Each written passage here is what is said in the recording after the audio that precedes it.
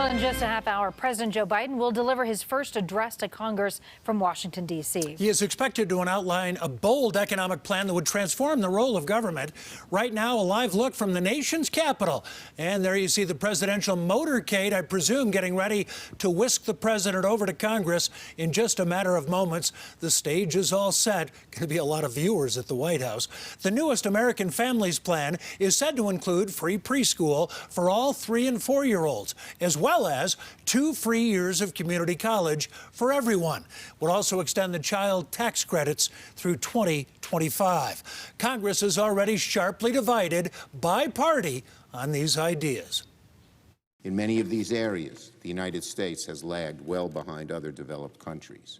The Biden administration seems to have given up on selling actual unity in favor of catnip for their liberal base. The Biden administration says this would all be paid for by raising taxes on the highest earning Americans and rolling back a lot of tax breaks. Tonight's speech will also touch on police reform, immigration, gun safety, foreign policy, and ending the pandemic. CBS 4 political specialist Shaun is here. And Shaun, you talked with Colorado Representatives Ken Buck, Joe Neguse about what they would really like to hear from the president tonight. As you might guess, the Republican and Democrat have very different expectations from tonight's speech. Congressman Neguse told me he expects the president to address gun violence and climate change. As a member of the Democratic leadership, he has personally talked to the president about both issues, he says. Neguse's district, which includes Boulder and Larimer counties, was home to 2 of the biggest wildfires in state history last year.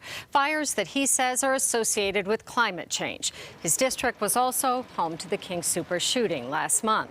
He says it's time Congress took action on gun control. So I'm hopeful that the president will challenge and admonish the Congress to step up and find bipartisan agreement on common sense gun violence prevention measures that we all know would ultimately save lives in Colorado and beyond. Congressman Ken Buck is hopeful the president addresses the reopening of schools and the struggling energy industry tonight. Buck's district includes oil-rich Weld County.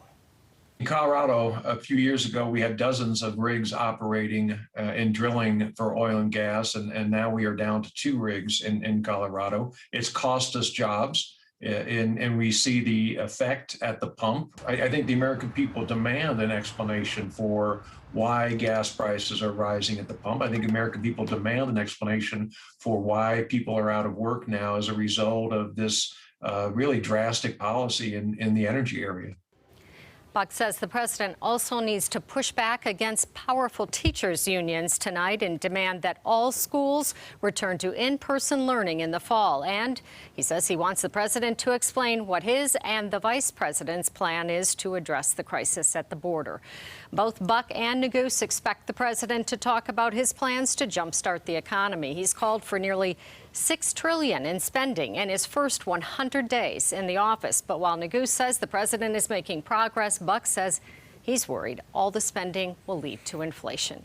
And of course, I will be here at 10 to break down that speech for you. It's going to be a lot in it. Yeah, a whole lot. All right, Shaun, thanks so much.